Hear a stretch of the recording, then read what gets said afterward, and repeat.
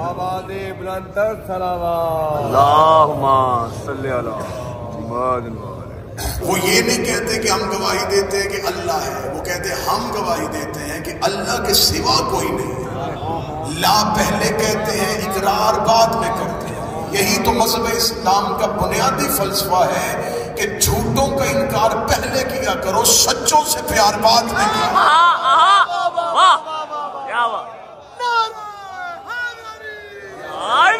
ہمارے پاس اللہ کے ہونے کی دلیل ہے علی کے پیشانی پہ سجدے کا نشان۔ جناب عیسیٰ بول پڑے تو بول کے کہتے خبردار زاہدہ عابدہ بطول معصومہ، خبردار میری ماں کے کردار پہ کوئی تہمت نہ لگائے۔ قوم نے الزام کردار پہ لگایا، عیسیٰ نے تعارف اپنا کروایا، اللہ کا عبد ہوں، کتاب لے کے آیا ہوں، نبی بن کے آیا ہوں۔ عیسیٰ جانتا تھا جب میں اپنا تعارف کروا دوں گا ان کو پتہ چل جائے گا جن کے بیٹے نبی ہوں وہ مائیں معصومہ ہوں۔ آخری 30 سیکنڈ رہ گئے اور نتیجہ آنے لگا ہے۔ جناب مریم نے بیٹے سے کہا اور عیسیٰ بول پڑا۔ قوم نے بولتا ہوا عیسیٰ دیکھا، قرآن یہیں پہ خاموش ہوا۔ قرآن نے کہا پلٹ گئے، چلے گئے واپس، کیونکہ ہم نے اپنے امر کو پورا کر دیا تھا۔ عیسیٰ گواہی دے چکا تھا، عیسیٰ کی گواہی پہ قوم خاموش ہو کے چلی گئی۔ علماء تشریف فرمائے میں کم میں ہوں، پاکیزہ عورت کے بے دامن پہ تہمت لگانا الکبائر میں سے ہے، کبیرہ گناہوں میں سے نہیں، الکبائر میں سے ہے۔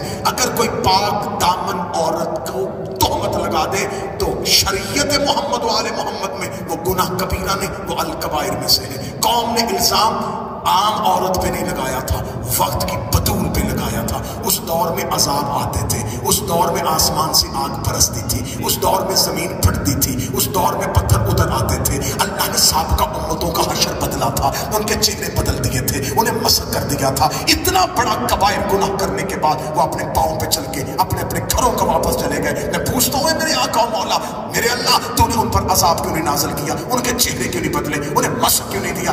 عجب نہیں کہ آواز پروردگار آئے کہ عذاب آنے کے لیے تیار تھا لیکن ٹل گیا، واپس چلا گیا۔ کیا کیا تھا انہوں نے؟ نہ مریم سے معافی مانگی، نہ عیسیٰ کا کلمہ پڑھا۔ کون سا ایسا کام کیا کہ ان پہ تو نے عذاب نہیں بھیجا؟ فرمایا عذاب آنے کے لیے تیار تھا۔ انہوں نے مریم پہ الزام لگایا، مریم نے گواہ پیش کیا، انہوں نے مان لیا۔ مریم نے گواہ پیش کیا، انہوں نے مان لیا۔ مریم نے گواہ پیش کیا، انہوں نے مان لیا۔ جو بطول کے گواہ مان لے اللہ انہیں بخش دیتا ہے، جو زہرا کے گواہ جھٹلا دے۔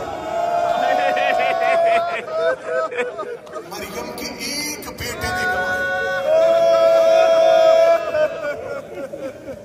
جناب مریم کی ایک بیٹے نے گواہی،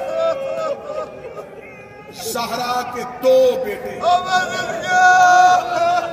ماں کے سامنے کھڑے ہو کے نانے کی امت سے کہہ رہے تھے ہماری ماں سچ بول رہی ہے۔ یہ زہرا مظلومیت کی تصویر ہے۔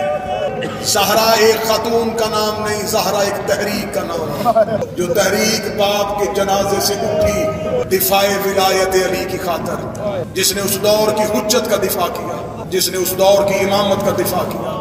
میں کم میں کھڑا ہو کے علماء اور طلاب کے سامنے کہہ رہا ہوں، اتنے بے بس کر دیا تھا مسلمانوں نے زہرا۔